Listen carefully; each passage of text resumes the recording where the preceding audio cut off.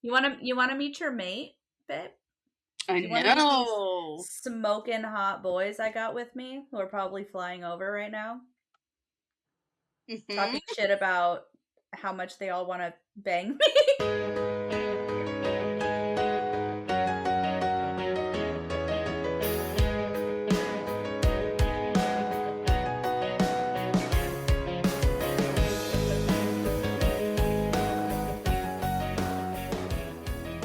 Welcome back to the Book Breathing Bitch Queens podcast. I'm Allie.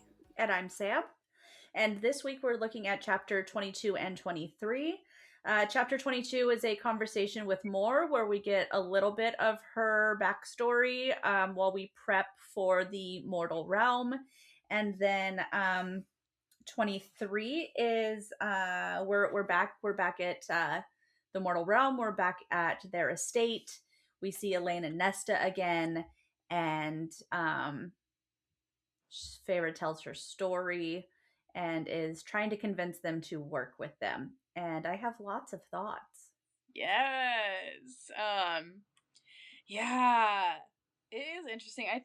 The question is opening a scene like this is interesting. And why so we open on clothing choices. Mm-hmm. Honestly, I will say I didn't like this part in general. I feel like it's weirdly didactic and is like, let me do a political commentary, and it feels too telly, or too like teachy, moralistic.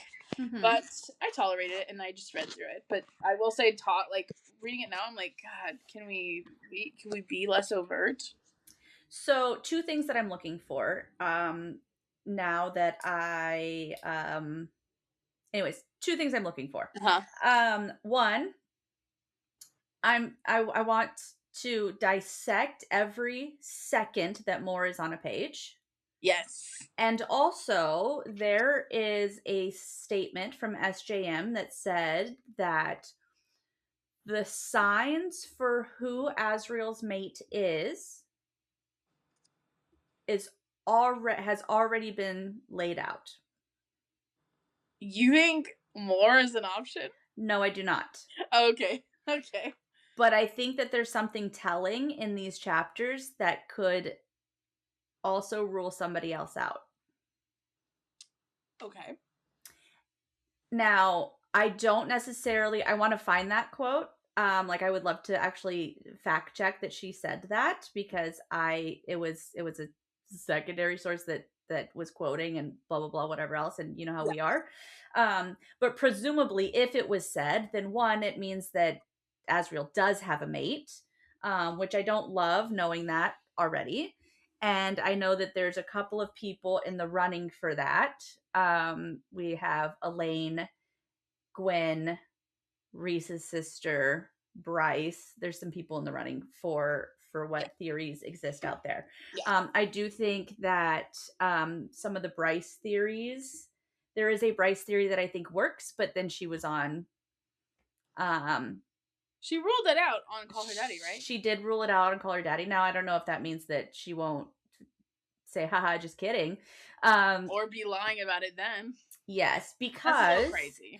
The only one that kind of works for me is that Thea was married to a Fae, and there was a war, and when they needed to call in reinforcements, she opened up a portal and found Adius and fell in love with him, and possibly found her mate in him.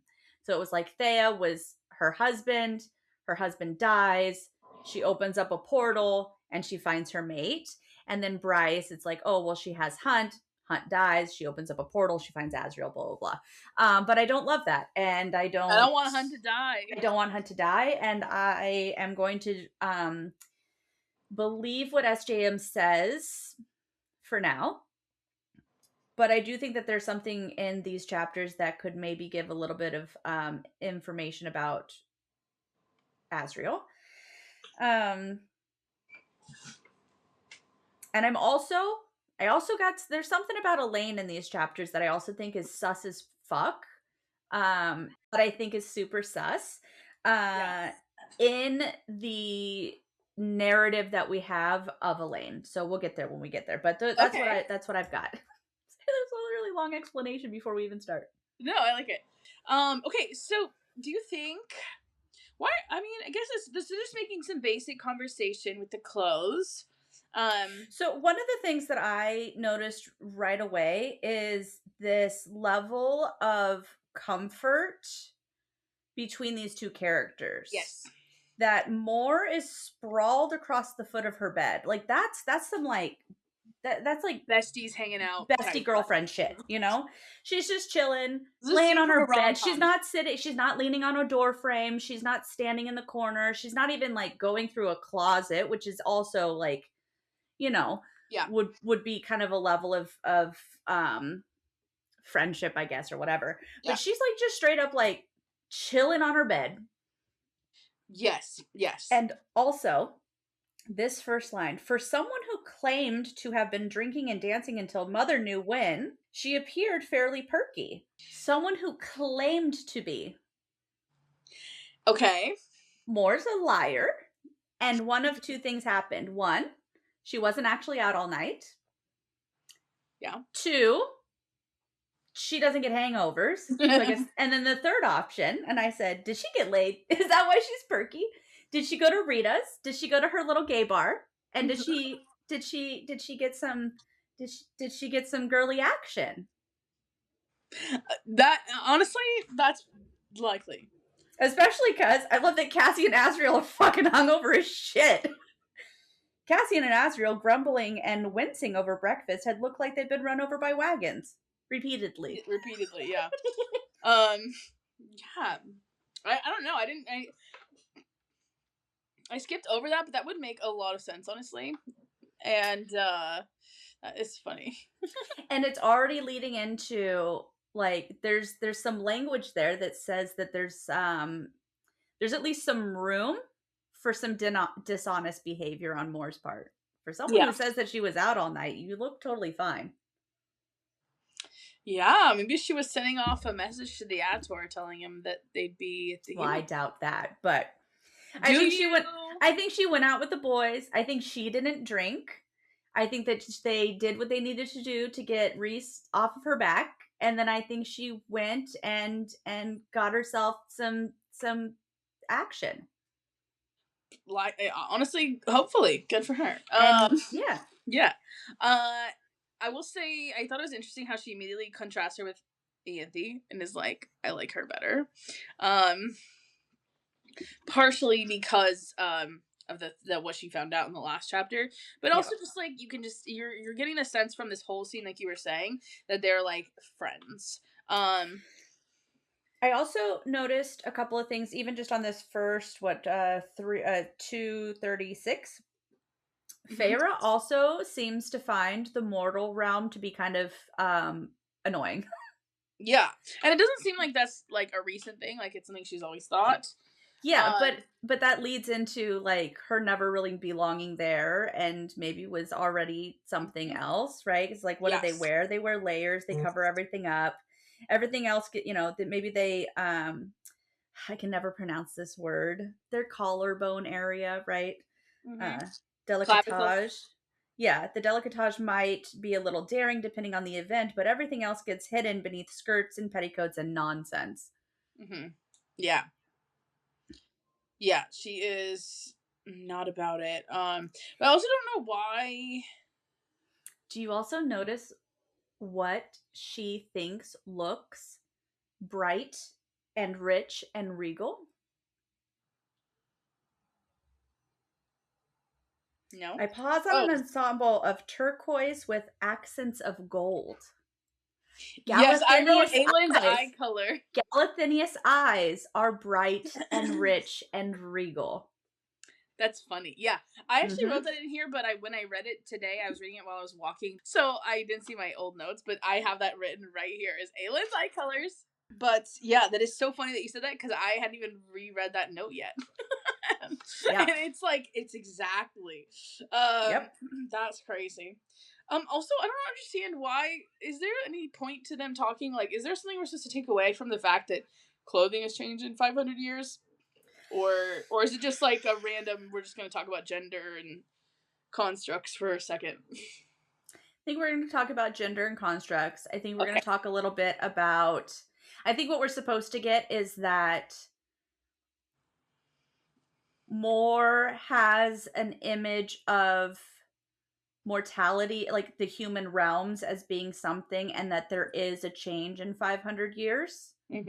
Um, because even Feyre says something, or she thinks something along the lines of like, a millennia under someone like Amarantha, what kind of scars would that leave on a culture? And so Yeah. I think we are supposed to feel that this has been a very long time. Yes. But there is also, right, even with the wall, the threats of fairies remained, so surely practical clothes would have been necessary to run to fight anything that crept through. I wonder what changed, right? So, like, maybe we're supposed to get a little bit of, like, the world that Moore is expecting to possibly see again is going to be strange and different to her. Yeah. This is interesting.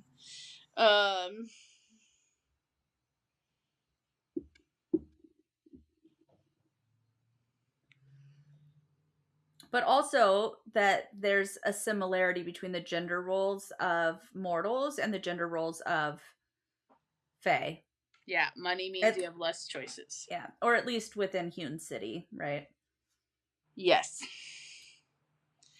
I wrote so on 237 when it says in the court of nightmares, she went on, that voice falling soft and a bit cold once more. Females are prized, our virginity is guarded, then sold to the highest bidder. Whatever male will be of the most most advantage to our families. And I wrote next to it Lysandra. What? Who? Lysandra, because her virginity is also sold.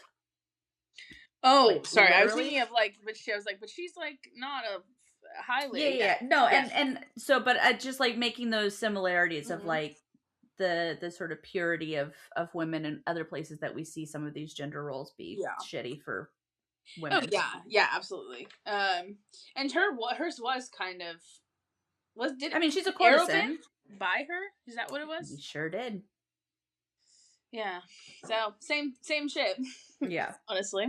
And had been investing in her since she was like 8, which is disgusting. So disgusting. There are 2 quotes on this page that are fucking suspicious as shit to me. Yes. Okay. I was first of all, is power tied to the period power thing? Is that or is it just like okay? Like that seems like interesting to me. Mm-hmm. Because you'd think like, well, when I had puberty, and when I was 14, then I became a High Lord. Yeah. But it seems like maybe honestly it could just be one of those things that SJM just kind of threw out there, Yeah. or like culturally, but it's not cultural. It's her power woke up when she got her first period. Yeah. And also that makes me wonder, like, I don't know, if Feyre really is something, right? Shouldn't it work kind of the same way? Unless the period thing is only for Starborn power. Or only for it's weird. Well, we know that we don't know. We suspect that Feyre made the drop. Mm-hmm. And that to some extent going into the cauldron, being remade, could be synonymous with the drop. Yes. And I'm wondering if this is what how the powers would manifest without dropping, I guess, right? Because like in Throne of Glass, they enter the settling, right? And maybe that's that's when they stop aging, but their powers can manifest earlier than that. But yeah, I don't know. This is the first time that that their like menstruation has been tied to the sort of maturation of powers as well. So interesting. Yeah. And also because like I wanted to look back and see if there was any witch stuff. Like if there was any mention of menstruation within the Crokins or the witches there. Yeah, the 19th, yeah. Yeah. Because I'm wondering if that could have something to do with it, that maybe it's specific to her. But this is super, super interesting. It says, I was born stronger than anyone in my family, even the males, and I couldn't hide it because they could smell it the same way you can smell a High Lord's air before he comes to power. The power leaves a mark. And echo. The Yeah. fuck does that mean? I What do don't you mean? know. Your power, you could smell your power the way that you can smell it on a High Lord? What kind of power you got, bitch? And also, that clarifies that her power is different than a High Lord's, but also different than other people's, right? It's Or some other kind of power. or her family used to be the High Lords. Yeah. So do you think it's just regular High Lord power that she's getting that's like it? But I'm like, why wouldn't she? Well, maybe because she doesn't want. I don't know. But I was like, maybe it is the other kind of power. Maybe like the thing that made her family powerful was that they have a different kind of power, which would explain her weird ass truth power. Well, and then that's what they're smelling is it's not High Lord power. It's something else. possibly, or that remnants of High Lord power still run in her line. Yeah, definitely. Right? And that, like, for some reason, maybe she just, well, like, at some point, so you would, the way that High Lords work is like, I don't know, the fucking cauldron the mother chooses or whatever. So you would think that, like, the men on Moore's side of the family have, like, a series of High Lords in the past, and then at some point it jumped from her family to Rhysand's family. Yeah, but I don't think so. It seems like they got punished or something. From the way that Rhys was talking about it like 2 chapters ago. Maybe not punished, but like something went wrong. Yeah, I don't know. Because it didn't sound like, I don't know. Yeah, sorry. And they're not really cousins. They're cousins the same way that Rowan and Elain are cousins. Oh. Does it say that? I thought he just said he says we're the closest thing to each other is what I thought. Yeah, I think he says something about like it's a super distant relative. Okay. Yeah, they're just both from the same world. Yeah, I don't know. It's interesting. But it's very strange that she compares her power to that of a High Lord's heir. And then with this, menstruation, but then I began bleeding a few days after I turned 17. And the moment my first blood came, my power awoke in full force, and even the goddamn mountain trembled around us. What is that? What? I think the trembling mountains are a little too much of a crutch for SJM, I will say. Because it's like every time someone comes, there's an earthquake. But it's not. It's only when Rhys does. No, I know, but it's still just like, oh, come on, are we that seismic? Yes, but this is interesting. But then it puts her on par with Rhys's power. They're gonna say with Rhys's coming. That too. Yeah, and no, it does. Well, but that could be, I mean, I don't want to go here, but it's reproductive power, right? She menstruates, and the fucking world is like, hello. Rhys finishes, and they're like, whoo, more power into the world, right? Like, I don't know if that has anything to do. I don't love that. But well, actually, that would explain mates as well. If mates are made by the cauldron to create, solutions to problems or the most powerful beings, like then power would be tied to it. The mountain that Hewn City is carved into, is that also a sacred mountain? I think so. It's so that one, the Amaranthas and Ramiel, right? Yes. And presumably the prison? The prison. Yeah, but that would make 4 mountains. So maybe Court of Nightmares is not sacred. Yeah, I don't know, but that's what I'm saying. Is like that's my question. Is like, is that a sacred mountain? Is there some sort of, I don't know. That's questionable as shit. That the mountain shook when she. Maybe her power like shook the rift or something, the thin place, and it was like, I don't know. I mean, or I don't know. It's just so strange. Like, there's also these moments because I keep coming back to witch stuff, right? Like, there's these moments where Manon has, she feels the like world like pausing and taking a breath, or she feels the pull of fate, right? When she saves Abraxas, she feels something in the fucking universe, in the pull of the universe, right? And the mother cauldron, whatever. Nesta does the same thing at some point. I can't remember what it is, but there it was like, as if the world paused.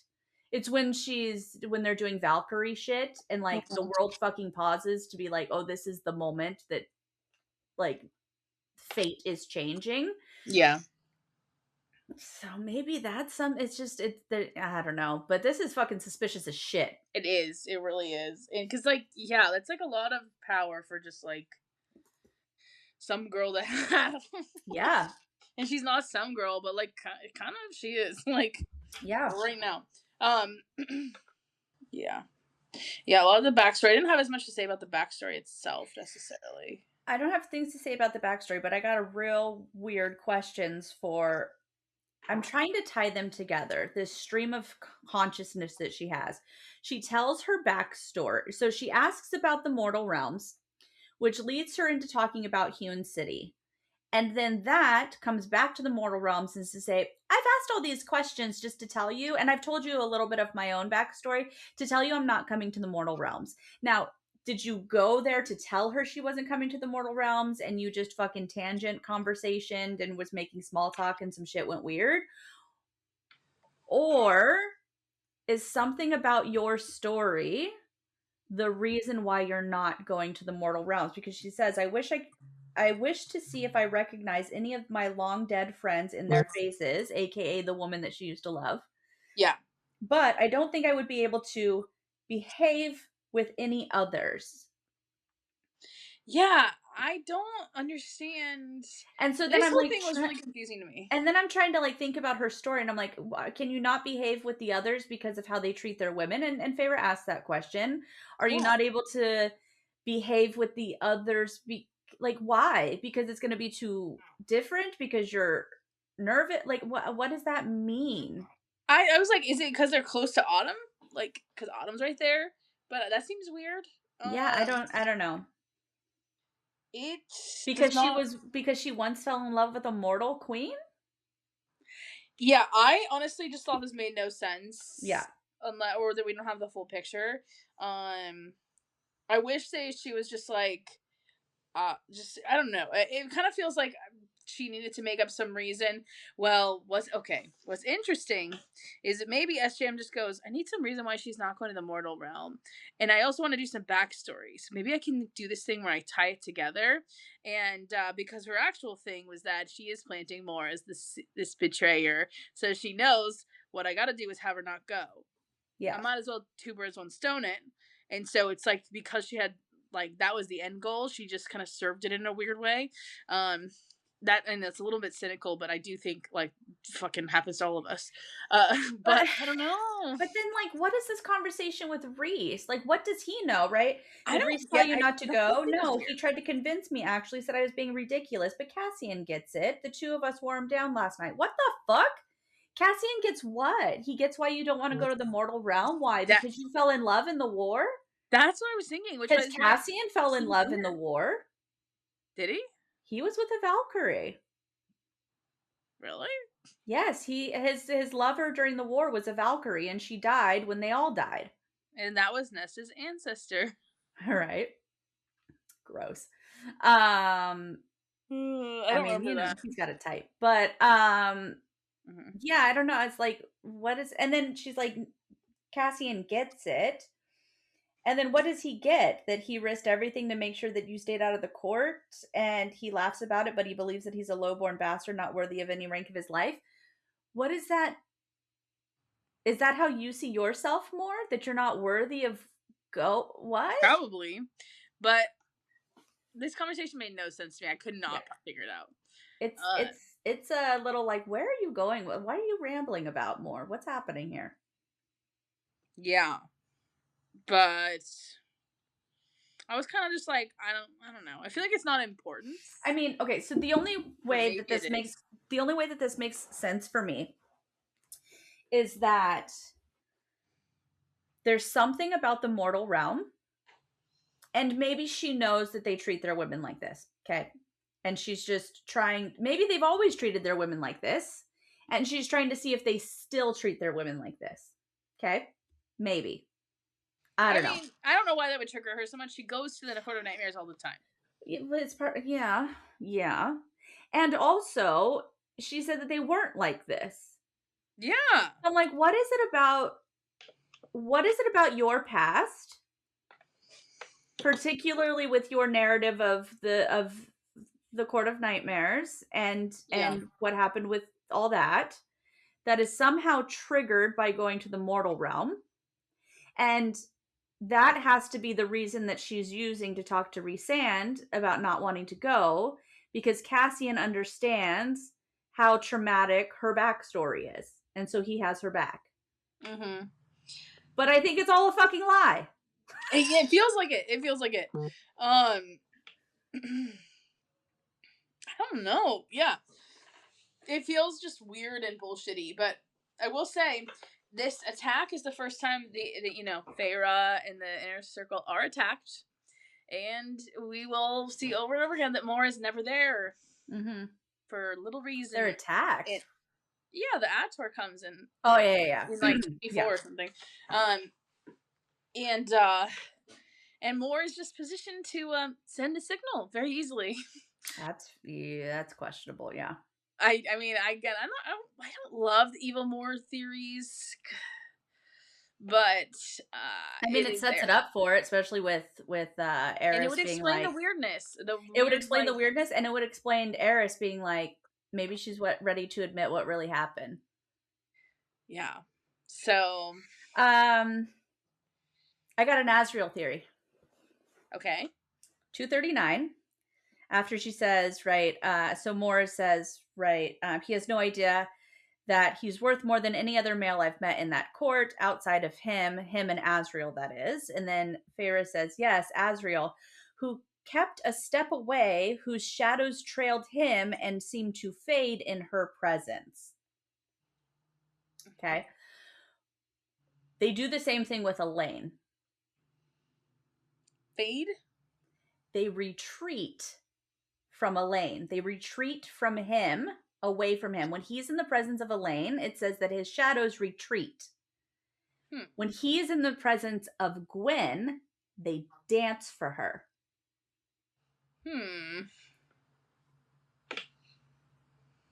So if we're saying that there's already stuff here to indicate who Azriel's mate is, if it's definitely not Mor, because it hasn't fucking clicked in 500 goddamn years, and his shadows respond similarly to Elain, sorry, bub.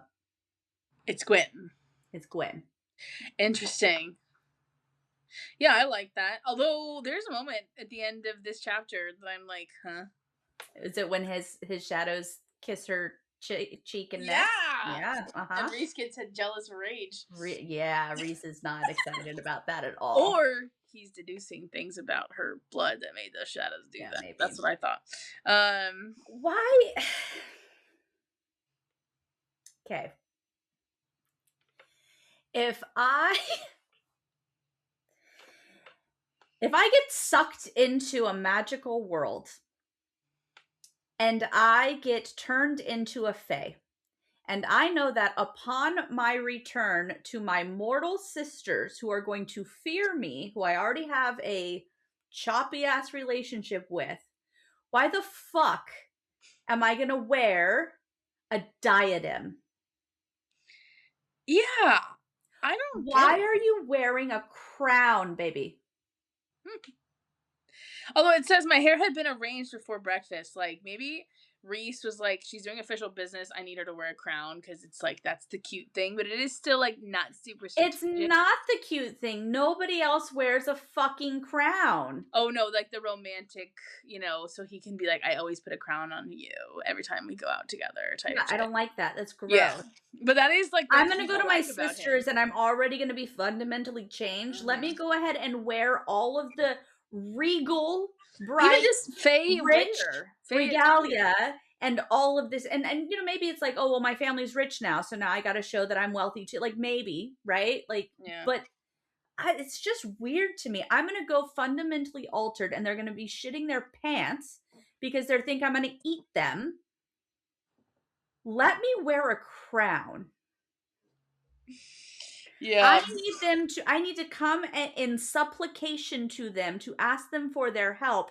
Let me wear a symbol of monarchy. The fuck? Yeah. Yeah, but I just know the girlies like when they realize that Reese has been putting crowns on her the whole time, so I feel like it's just for that. We're just not so easily bemused. You know who else?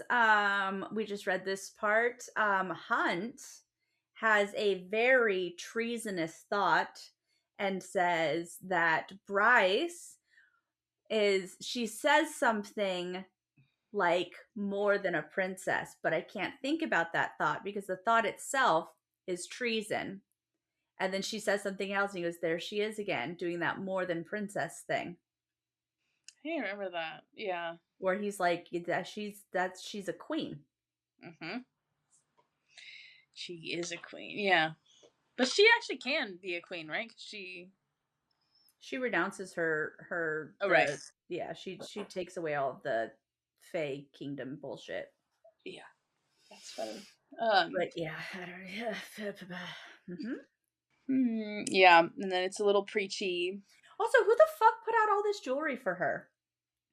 The matching earrings that dangled to brush my neck, and I picked up the twisted gold bracelets that had been left out on the dresser, sliding onto either of my wrists. Did the Wraith sisters, were they just like, oh, you should be pretty, I'm just gonna leave some stuff out for you?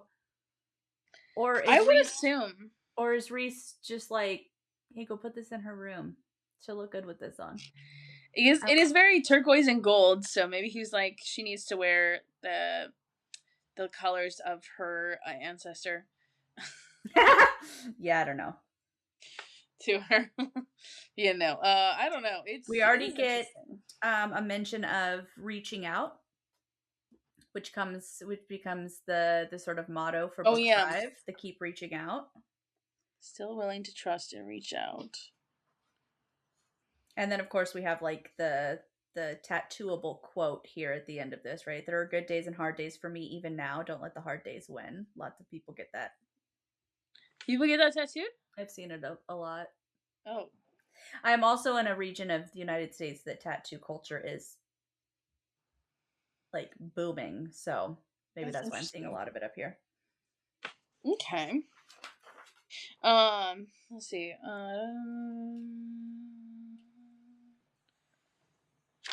Oh yeah. So now we get to flying, and I love how she's like, I don't want to fly with Reese because I'm too horny, but also she's not just horny. She's like, look how powerful he is, how much he defends his people. She has like a deep emotional attraction to him as well, which I like that's balanced because that's actually like we always talk about like Fourth Wing. This would drive me fucking crazy because it was just like he's so hot and I want to bang him, and I'm like, can we like have a one? Yeah.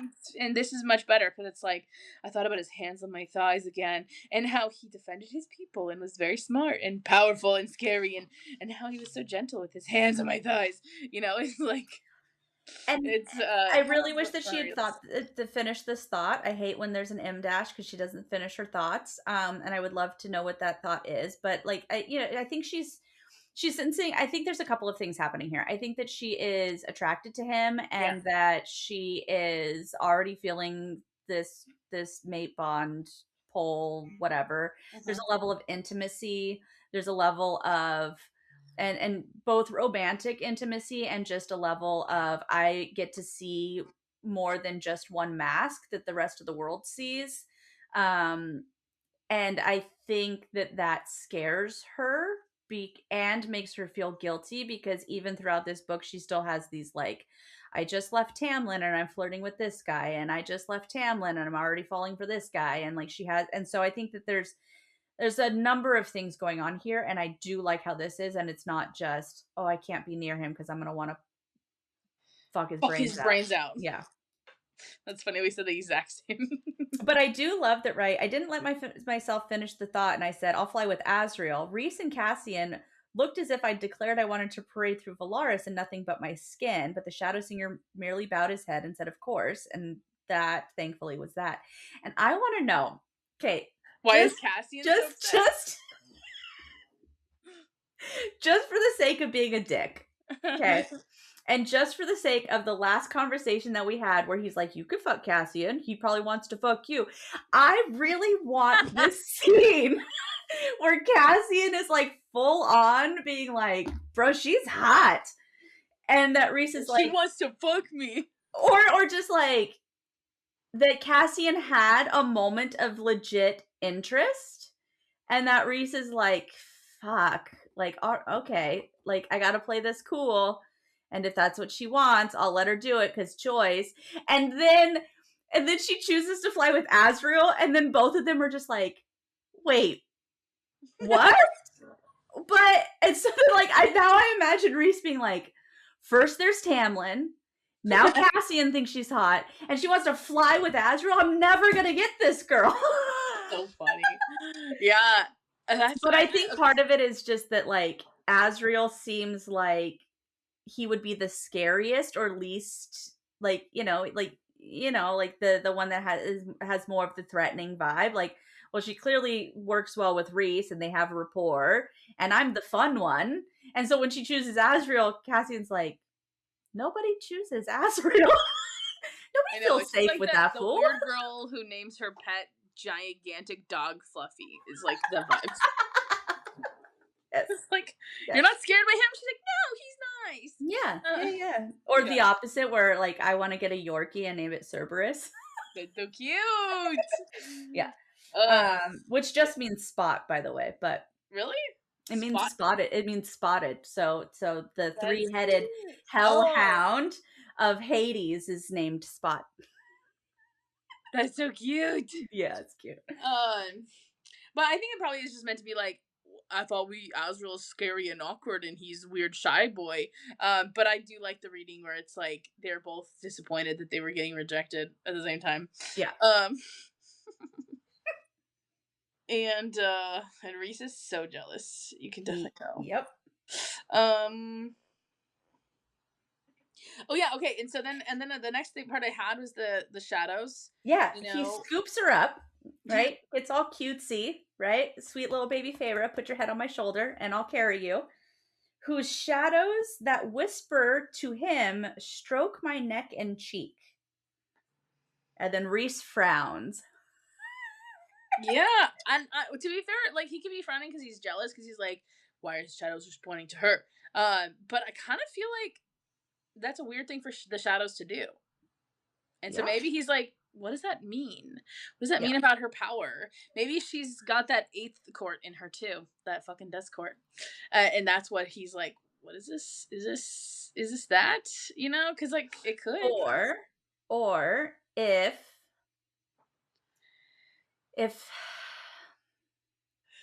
because Avalon is also tied to Starborn powers. There's a lot of stuff that could make her Starborn, and or is at least related to Peleus's powers with the shadows. And so perhaps Rhys, much like Rune, has Avalon shadowy stuff, but now so does Azriel. And Azriel presumably it says that he doesn't winnow the same way. He moves through his shadows. Mm-hmm. Although the way that Cormac describes teleporting, he describes it as winnowing, folding a piece of paper and walking from one point to the next. But yeah, so maybe it's recognizing Starborn. Maybe it's recognizing some of that ancient shit, and that's why he's like, that's different. Mm-hmm. Yeah. I think that's interesting, and it goes with all my other stupid little theories. I want to know what this snorting is. I wonder if this is an angry snort or like a funny snort, where she's like, I just gave him a sharp look that said, "Don't ruin my hair," and he's like, okay. He's so annoyed. He's like, she's in that motherfucker's arms, who I didn't even see on my radar for her wanting. His shadows are licking her face.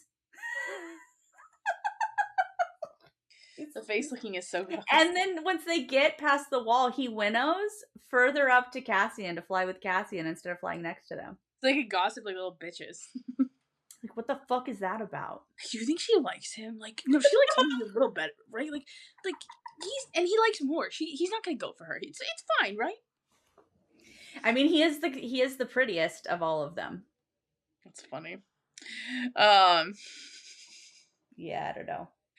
Do you think it's interesting that the magic of the wall is gross? I did highlight that it has a tang. Well, I just thought it was interesting. Okay. Mm-hmm. I actually went off the deep end a little bit with this one. Hell yeah, let's go. Like, okay, so if magic is okay, now I realize it could just be like because the wall is supposed to deter people, so it smells bad to Faye or tastes bad to Faye. Yeah. But before I kind of realized that, I was like, why is the wall tasting nasty? It is just cauldron power, and cauldron power was made the worlds, which should be kind of the most natural thing that there is. And so you'd think it would not feel so like vile. Like usually stuff like that, especially in literature, is like, you know, it tastes, it feels wrong because it's from a different world, because it is wrong, because it's evil or something like that. So I was like having all these thoughts about that. And then I was also like, maybe it doesn't taste bad to Azriel, but he's trying to probe her to see what she feels. And so he sort of leads her, maybe he theorizes, oh, she's this thing, and I'm going to just ask her if she feels that way. I'm going to prompt her to say, oh, isn't it disgusting? And it's really a way to find out, like, how she's feeling, to assess some part of her power, which I know is a little crazy, but, like, part of me is like, Azriel is the spy master. Maybe he is, like, trying to see how she thinks about it and is trying to suss out her power, which I don't know. But I thought it was interesting. But maybe it's just fucking nothing, and it's just like, no, it's supposed to be a deterrent, so it's not nice. And that's it.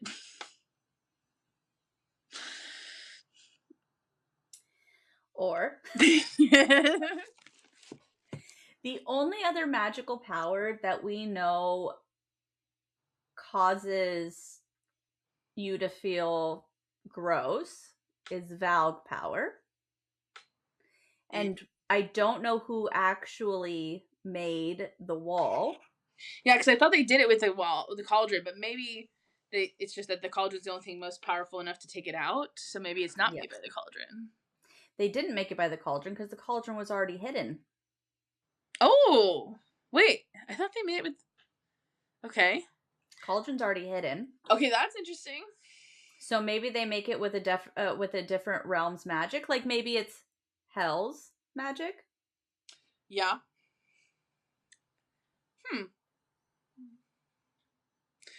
Because every time we're in the presence of like the Valg, right? People get headaches. They hear weird shit. They feel ill. Yeah. Right? They touch the obsidian wall and it makes them feel gross, right? They come up on the Valg, you know, little beastie monster, whatever's in the sewers, and they get headaches and nosebleeds and shit. Yeah. That's interesting. I mean, it probably is just nothing. But I was like, you're talking. Or maybe it's designed, or maybe it's just simply it was designed to keep the Fae out. So they created something that is yucky That's to them. the most likely answer, but it is interesting. Yeah. I don't like that though. I want it to be something. I don't know. Yeah. I want to know where Azriel is actually, you know, testing people and feeling them out when he seems to be like doing normal conversation. You know what else I saw? And on TikTok? So the day that ACOTAR 6 comes out. Oh, we're doing Taylor Swift theorizing? Okay. Is National Black Cat Day. Cute. And the day that ACOTAR 7 comes out is on National Kiss a Ginger Day.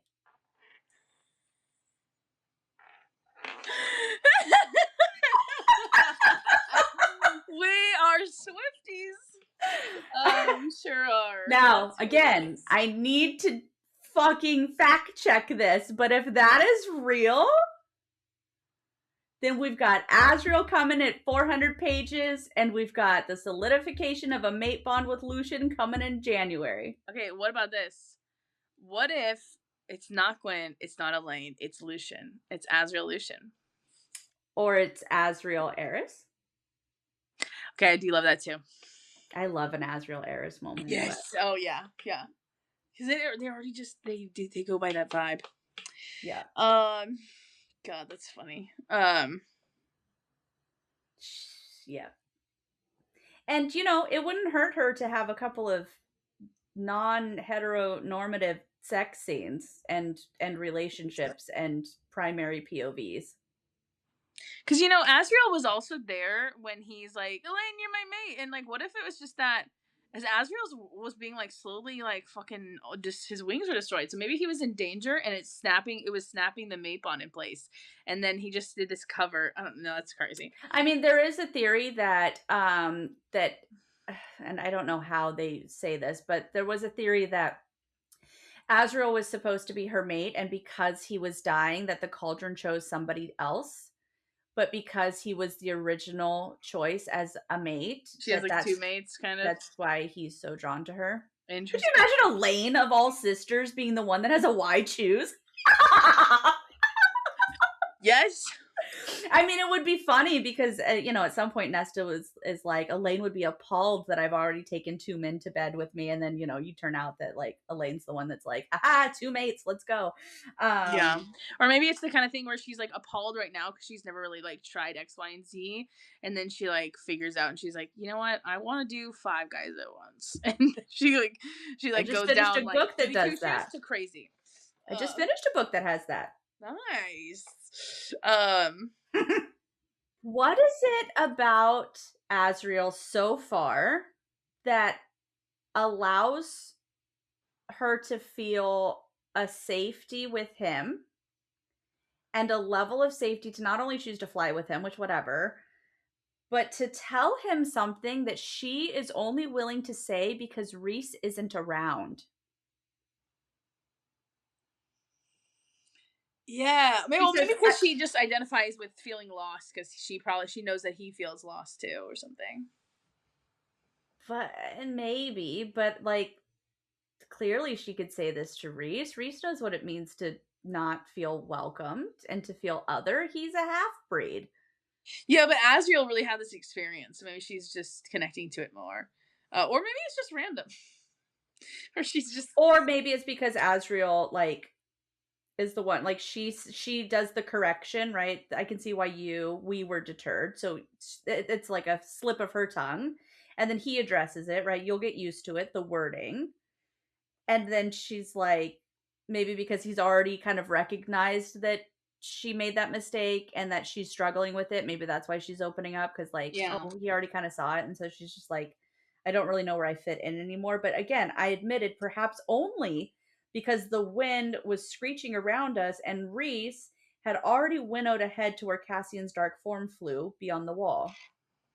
Mm-hmm. It's just weird that she wouldn't want Rhys to know this, or she wouldn't feel comfortable telling him that. Yeah, I also because he knows her the best, and so it's like kind of more embarrassing for that reason.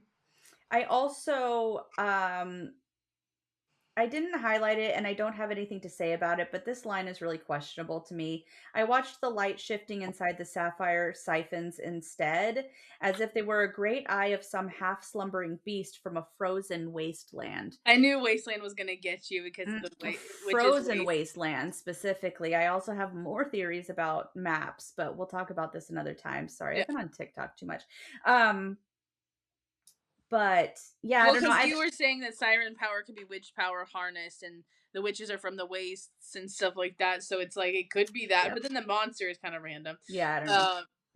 But I do like that idea. I saw the word waste and I was like, Sam's going to talk about that. I just know. I didn't underline it. I didn't even make a note because I was like, I don't know what this means, but it was just something that like I read like 3 times and I was like, it's interesting. It's clinging. It's clinging to my brain. Yeah. Yes. Yeah, and then it's cold and she snuggles with Azriel. And we end on the theme of home, which is also, the next chapter really has that as well. But also we know that like this little section of the book, right, is where she tells Rhys, and when she's mad at him, that Vinilaris isn't her home, which is funny because you can tell from 23 It kind of already is. Like, she Yeah. already likes it and feels more comfortable there than she feels in her own actual house. Yes. But it's like that denial of like, I'm feeling comfortable, but like I can't. It's like the backsliding a little bit. Yes. But it's interesting because we know that this is going to be the thematic thing here. Yes. And it's very so it makes sense. But that's all I had for 22. Is that all you had as well? Yep. Yeah. And then 23. I don't have like real notes for this first page, but I did underline a couple of lines that I thought were interesting. The first line.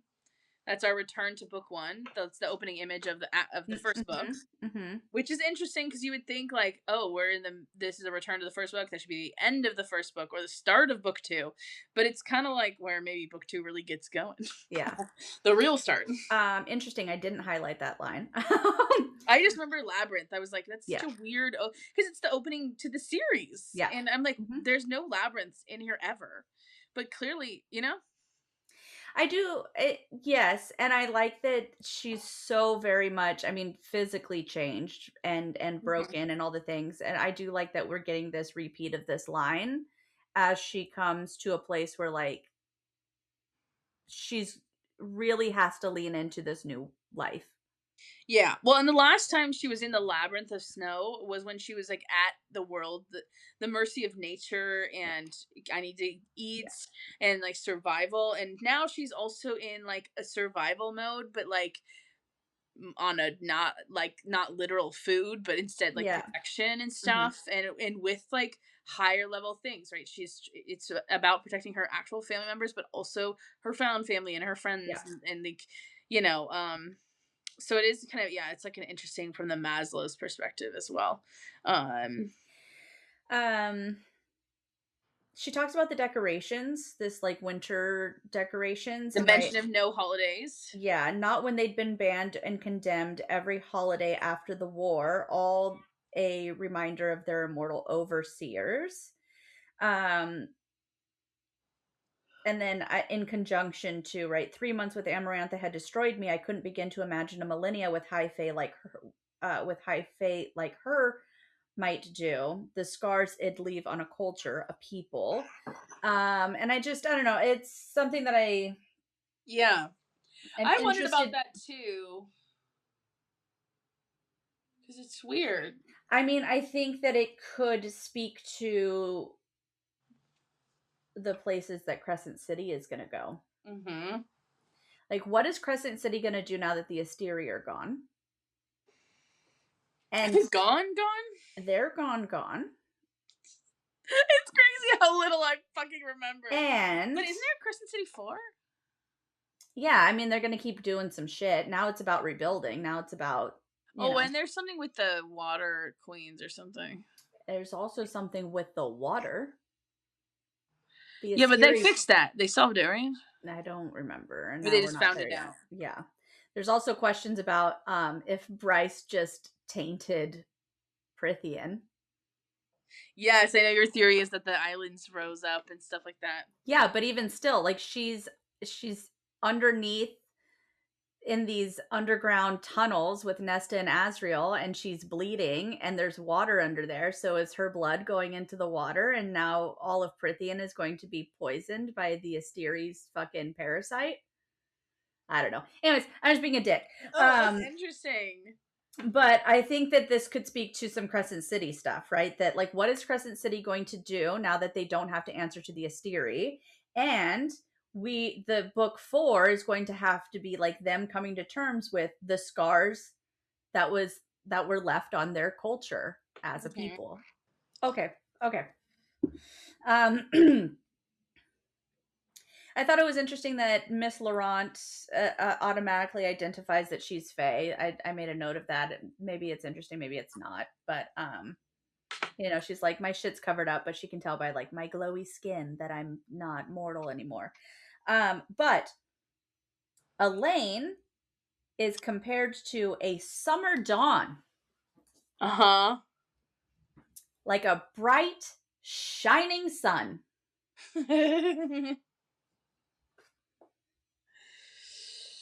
And we're saying day court? Is that what we're doing?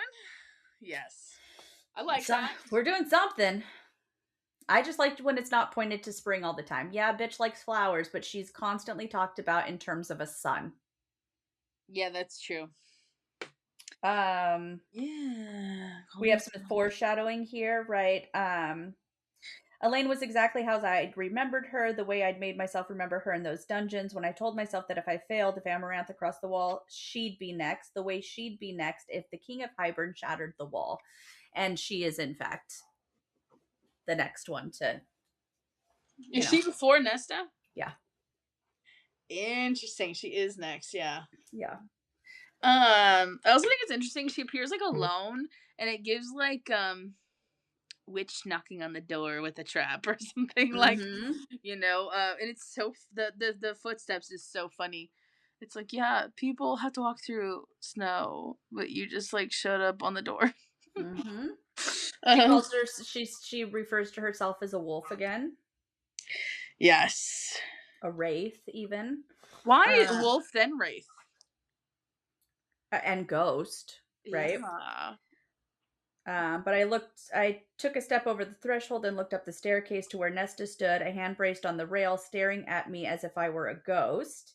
And then I felt like they had just let in a wolf, a wraith, because she died and she's reborn as something else. So maybe it's just that she's, but also realizing that she has this predatory power now and could fucking annihilate all of them if she wanted to. But yeah. Or that she knows that they are that she's putting herself at the mercy of some mortals the same way that Andrus put himself at the mercy of a mortal. Yeah. Yeah. That's interesting. Nesta seems like she's aged. Yeah, that's her trauma. Yeah, that's Thomas. Yeah. And maybe grief if she thought Feyre was actually dead. Yeah, maybe. Or that she's had to step up as big sister in a new way. She's like, damn, Feyre, this is hard. Yeah, although she has a bunch of fucking servants and she's not hunting, so yeah.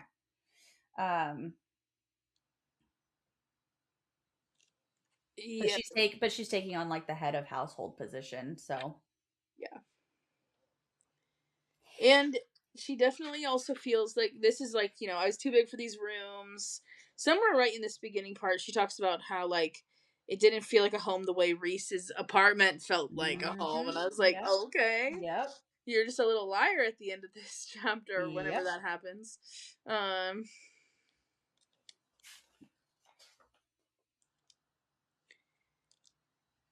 Yeah, it's at the bottom of 245. She says, the house was beautiful, but there was something untouched about it, something new compared to the age and worn love of Rhys's home in Valaris. Yeah. She's like, it's cold here. There's something about it hasn't been lived in yet. Whereas Rhys's house has a warmth to it that feels like a home. Yeah. Neva. We've never heard of Neva. And we never hear of it again. It's not on the map. It's just the largest city on the continent, where he is trading some merchants from the other half of the world and attending a summit about the threat of the wall, a threat I wonder if you've come back to warn us about. Daddy is already on his shit. He is. He's already figured it out. I sometimes I wonder, because we always talk about, did the parents know what their daughters were? Did they have, did he know she had some kind of destiny? And so I wonder if so, did he have like something that could tell him like when like a magical alarm for when she got made, and he's like, oh, this means some shit's gonna happen, I gotta go. Like, because it's kind of like he left right when she turned, right? Yep. So I'm like, maybe he knew, or he has a contact. Or what that? Yes. Or what if and I don't know how we would ever even begin to think about to find this out unless there's like a fucking letter that he left before he died, or he told the a contact Vasa something. But I wonder if when Tamlin used his glamour magic, if it unlocked something in the dad, because like, I don't know, dude, he's immobile. He can't even help put the door back on. Mm-hmm.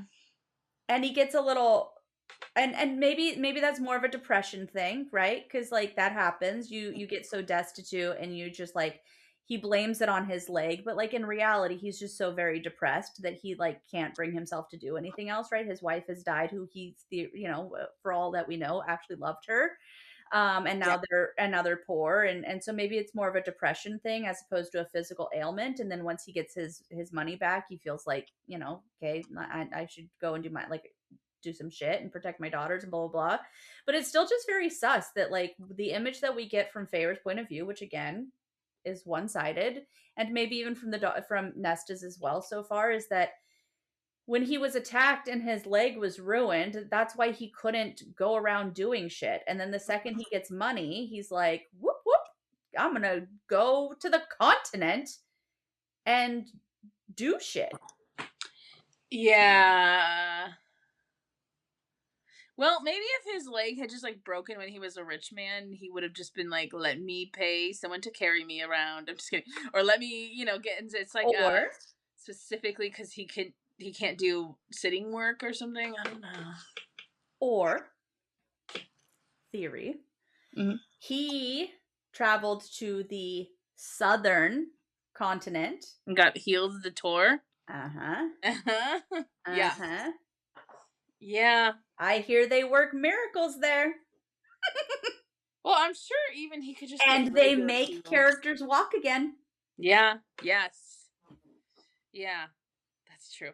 I like any of those. I could also just see like, yeah, maybe like some part of the glamour came through, and he was like, let me go get a magical heal, and that's because it does seem like it was magically healed or something. It does not seem like. Remind me Yeah. at the end of this to give you my Miriam theory. Okay. Okay. I think Um.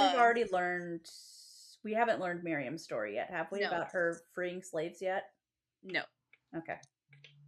No. We don't learn about all that for a long time. Yeah. I think we just learn In this about next book. This next book. No, I think it's in Silver Flames where you learn about that whole side of things, or maybe even Crescent's. No, it's before that because they show up for the war. They show up in book 3. But yeah, Miriam's got some questionable shit. Mm-hmm. Yeah, I'm sure we'll find out more about Miriam too. And Honestly. I will have to bring in my Throne of Glass map to help with that. Um, But anyways, yeah, so Daddy's already off trying to save his daughters apparently, and he's going to a city that we never hear of again. um, I do this all the time though, where I like write a note and then it's literally answered like 3 lines later. So when she says, so there'll be no so Nesta says, so there will be no meeting here. There will be no Fae in this house. And I wrote even Feyre question mark. And then literally on the next page it says, do you declare me and do you include me in that declaration? uh-huh. And Nesta's just silent and looks at her and goes, Yep. uh-huh. Dude, Nessa's so icy, dude. It's fucking crazy. I mean, yeah. She talks about that though, that like, right, Nesta talks about her being cold and harsh is like a defense mechanism for her. Yeah. Well, Feyre does not read it like that.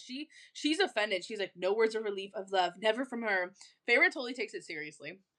Yes, and that's fine. That's what Nesta wants her to take. Like Nesta Yeah. has this wall built, this mask on, whatever.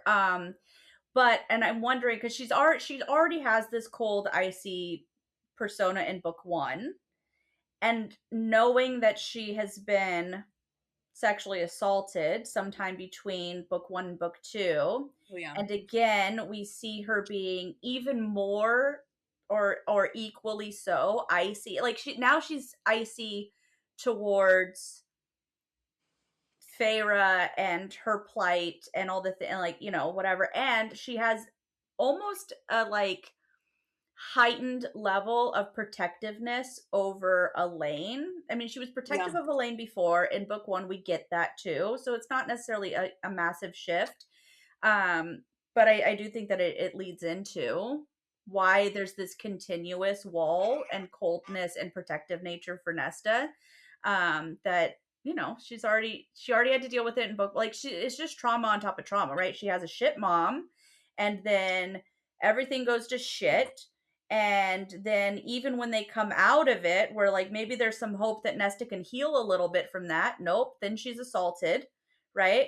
And then, okay, maybe if she can get past that, nope, then she's put in the cauldron and violated in a whole different sort of way, and just on and on and on. That leads to, book 5 at this level of like self-destructive levels of icy, Yeah.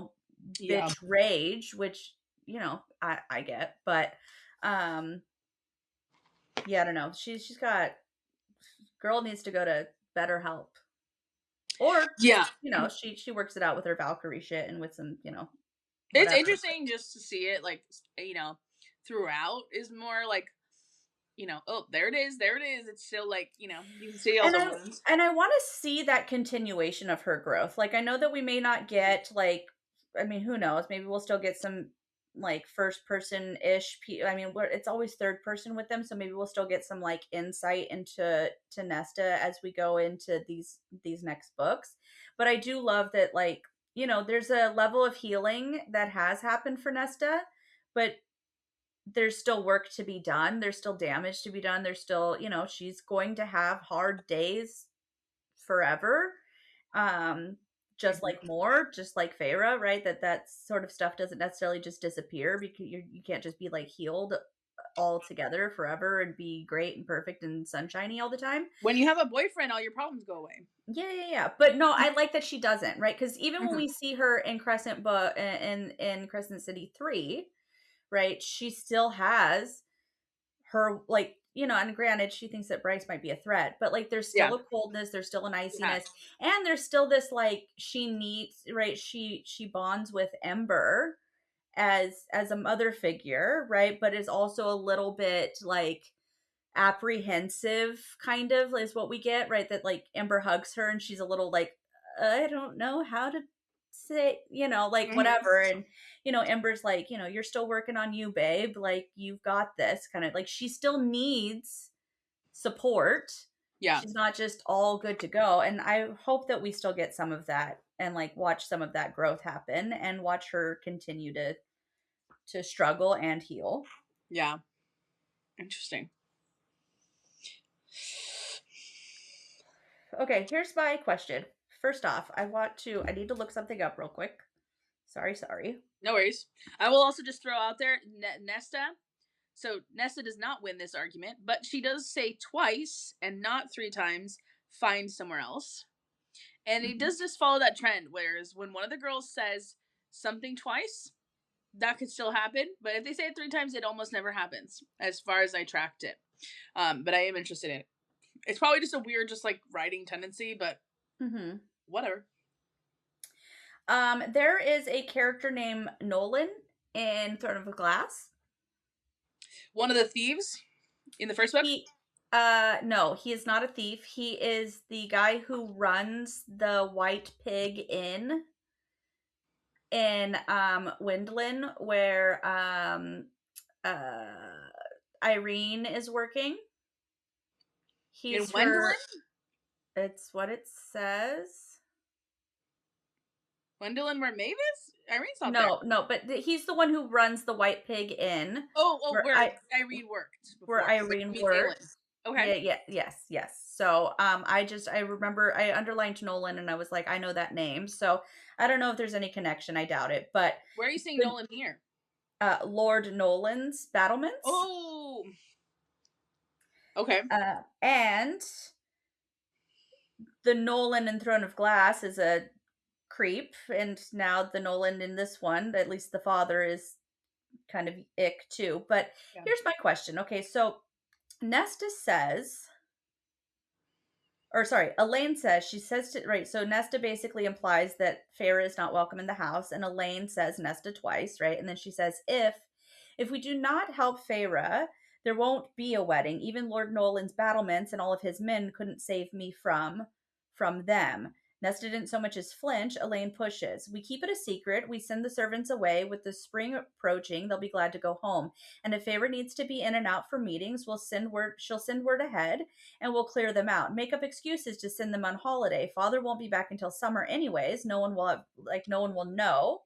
And then she puts her hand on Nesta's knee and then says, Feyre gave and gave for years. Let us now help her help others.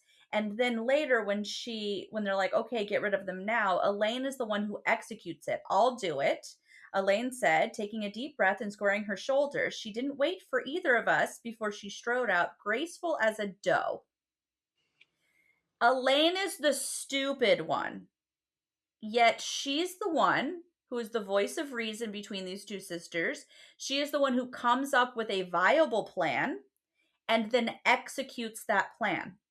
Mm-hmm. And being brave enough to do so, she takes a deep breath and squares her shoulders. This is the antithesis of what we all think Elain is. Elain is being brave. She's going up against her sisters. She's willing to go against the family that she's going to marry into, who she presumably loves. Mm-hmm. And makes a viable plan and then executes it. Mm-hmm. Yeah. We probably just don't like the vibes that Elain gives most of the time. We would probably write off a bunch of stuff like this, actually. You know? Yeah. But that's high lady energy. Yeah. Honestly, it is. Mm-hmm. Also, I thought it was interesting that I didn't notice it until you reread it just now, but it says that she's graceful as a doe in the same chapter where Feyre described herself as a wolf. Yep. Which is interesting. Also, she's graceful as a doe and her sister is dressed up like a Galthenius eye. Wait, what does that have to... Oh, because... Wait. Because the stag? Yeah. Just saying. Yeah. There's lots of Terracin shit here. Yeah. It is a weird choice to have her wearing, like, turquoise and gold. Yeah. Especially because she's gonna wear the colors. I mean, I know it's not turquoise; it's green and gold. But she's gonna wear colors that should remind her of Tamlin.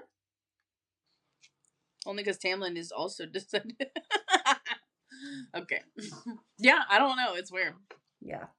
Interesting how it's almost like Feyre's sacrificing in the past is kind of paying off here. Yeah.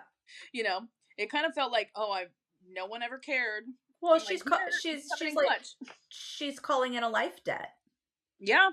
Yeah. Honestly. For years, I kept you alive. Help me keep everybody alive. Keep you alive again. Yeah. Step up. I'm not doing this on my own anymore. I need your help now. Yeah. I also think it's funny how the weird protectiveness over Elain has got to be something, because it is weird. It has to. It's so strange. And if she was a baby, okay. But she's not the baby. Yeah. I don't get it. What if it's a like calls to like thing? What do you mean? Hold on here. If Mor is related to the witches, which is also thus related to Valg, and if Azriel is an Illyrian, which were created by an Asteri, by Sirius, right? Who we are assuming, because the Asteri are definitely Daglin, and we can maybe assume that the Daglin are also Valg. So now there's Valg blood, or some possibly in Illyrians, the same way that they are in witches. And if the Archeron line also comes from witches, maybe that is why Azriel is attracted to both Mor and Elain. Because like calls to like. Because real recognize real. But what about Nesta? I mean, who's to say he didn't think she was hot? She thought he was hot. She wanted to bone him too. That's true. True. Yeah. I mean, that relies on a lot of our theories being true. Yeah. But it is interesting. Mm-hmm. This backstory about the Nolan family is interesting.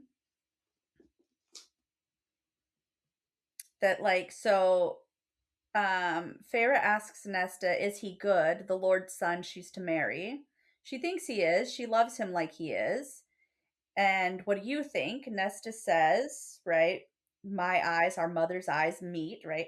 His father built a wall of stone around the estate so high even the trees can't reach over it. I think it looks like a prison. So already this imagery of like the possibility of Elain becoming trapped. And then Feyre asks her, have you said anything to her? And Nesta replies, no, the son Grayson is kind enough. As smitten with Elain as she is with him, it's his father I don't like. He sees the money she has to offer his estate and his crusade against the Fae. But the man is old and he will die soon enough. He is so smitten with her that, and it's the dad who's problematic, but when Elain presents herself as changed, it's Grayson who says, I don't want anything to do with you. Yeah, true. Why is that? But then also opens up his home. It's interesting. There's some such ass shit happening with these Nolans. Yeah, that is interesting. I also think that I have said on a number of occasions that Jurian and Lucian and Vasa are staying at the Nolans' estate, and they are not. They are staying at they're staying in some place in the mortal realm. Wait, that's what I thought too. But I don't know that they are staying at this place. But I've said it a number of times, so I might be incorrect, and this is me correcting my possibility of being incorrect. No, I remember us debating that. I just don't remember like what when, but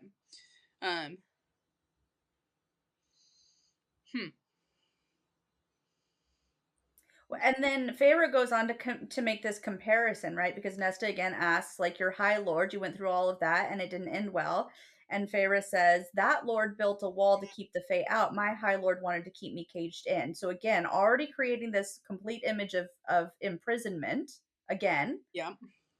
And she says, why? She says, to save me, protect me. And I think what happened to him, to us under the mountain, broke him.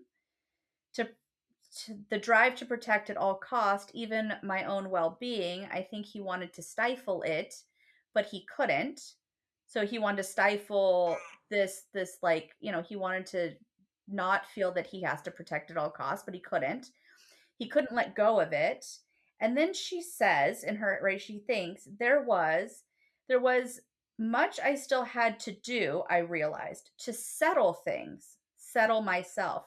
Settle things with who?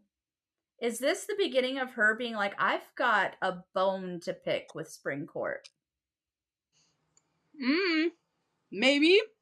I think it's like the first time she's gonna like get an idea. She's like gonna start working on the idea to like, I almost said email to send a letter to Tamlin being like, I'm done. I'm not coming back. Yeah. But yeah, it's definitely like those moving on vibes. Yeah. Which is interesting. But it was just weird how it was like, there was still so much I had to do, I realized, to settle things. And the to settle things was questionable to me. I was like, to settle what things? But like maybe it is to just like, close the chapter on Tamlin and her. But or to move on, to move into, to also settle herself. She does say that too. Yeah. And then we're just left with like, and now you're at a new court, and then Feyre asks if she wants to meet them. You want to meet your mate, babe? I know. Smoking hot boys I got with me who are probably flying over right now, talking shit about how much they all want to bang me. And Cassian, the first thing he does is whistle at her. Does he? I'm just kidding. Oh. It says on the 251, it says Cassian let out a low whistle as he turned in place, surveying the grand entry hall, the furniture, whatever. Yeah. But it is, yeah. Interesting. What is the first thing that they say to each other? Oh wait, this is before they meet them. So next week we will be looking at chapter 24. And it's when the Bat Boys and the sisters meet. Neat. And we'll see how that goes. So they meet, and there's some words exchanged and some interesting interactions. So very interesting. Until then, to the stars who listen, we will see you next week. See you next week.